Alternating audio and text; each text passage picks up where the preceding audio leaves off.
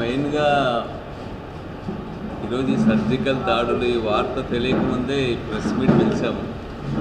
అయితే దేశమంతా కూడా యథావిధిగా అన్ని కార్యకలాపాలు జరిగిపోతాయి కాబట్టి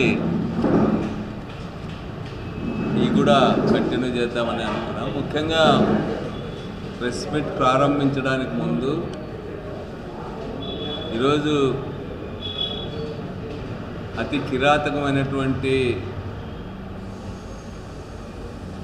ఉగ్రవాద దాడికి వ్యతిరేకంగా భారత సైన్యం ఈరోజు చేపట్టినటువంటి 9 స్థావరాలపై మిసైల్స్ దాడిని వైఎస్ఆర్ కాంగ్రెస్ పార్టీ సమర్థిస్తూ ఉంది.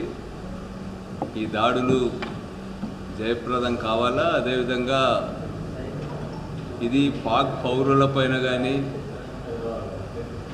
లేకపోతే సామాన్యులపైన చేసినటువంటి దాడి కాదు. ఇది కేవలం ఉగ్రవాద స్థావరాలని లక్ష్యంగా చేసుకొని చేసినటువంటి దాడులు ఇవి. దాదాపు 9 స్థావరాలపైన, ముఖ్యంగా ఉగ్రవాద దాడికి పహల్గామ్ ఉగ్రవాద దాడికి కారణమైన టీఆర్ఎఫ్, దాని వెనక్కున్నటువంటి లష్కరే తోయిబా, జైష్ మహమ్మద్ స్థావరాలపైన, దాదాపు 9 స్థావరాలపైన చాలా జయప్రదంగా భారత సైన్యం మిసైల్స్ దాడులు చేసింది. దీంట్లో కూడా దాదాపు 90 మందికి పైగా చనిపోయారని చెప్తా ఉన్నారు.